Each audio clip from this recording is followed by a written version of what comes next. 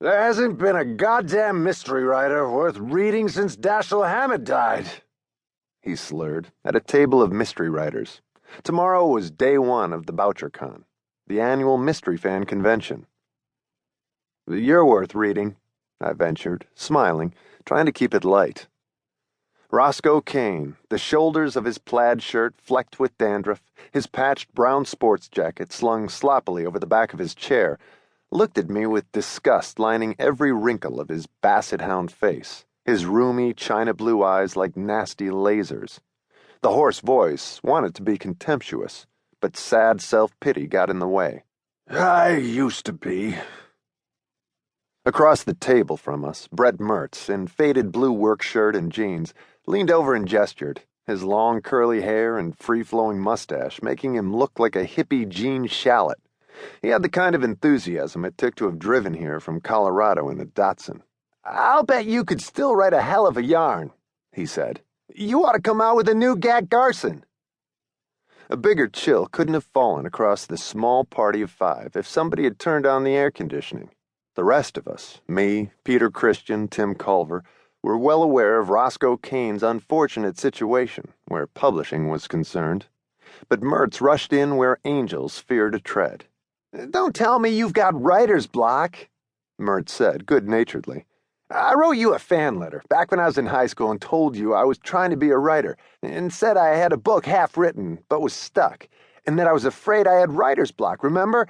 And you wrote me back and said, there ain't no such thing as writer's block, just blockhead writers, Kane said with a mirthless smile. Mertz's grin went up in one direction, his mustache in a couple of others. You remembered? I smiled and nodded. He told me the same thing 2 years ago. Kane said to me, that's the advice I give to any jackass in that situation, Mallory. I need another scotch.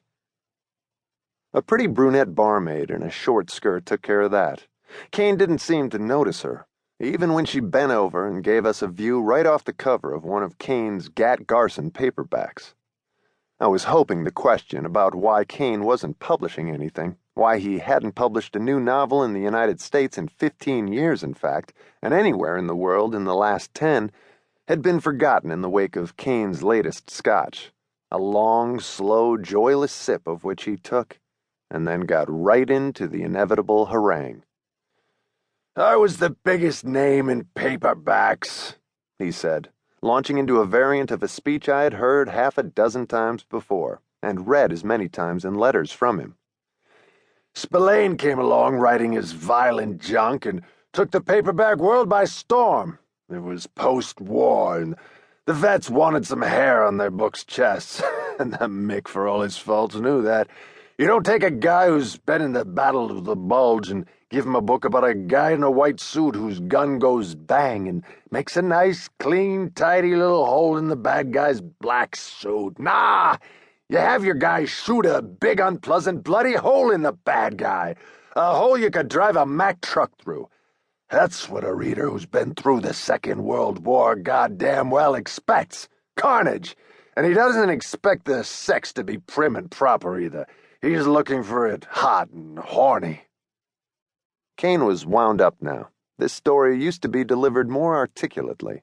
But the scotch, not just tonight's, had taken away a few too many brain cells for Kane to be in top form. What he was saying was true, of course. In the post-war paperback boom, sexy, violent novels, inspired by the success of Mickey Spillane's Mike Hammer series, were the backbone of the fledgling industry. But of Spillane's many imitators, only one, Roscoe Kane, had given the Mick a run for the money. Even Richard S. Prather and John D. MacDonald were runners-up compared to Kane. Why?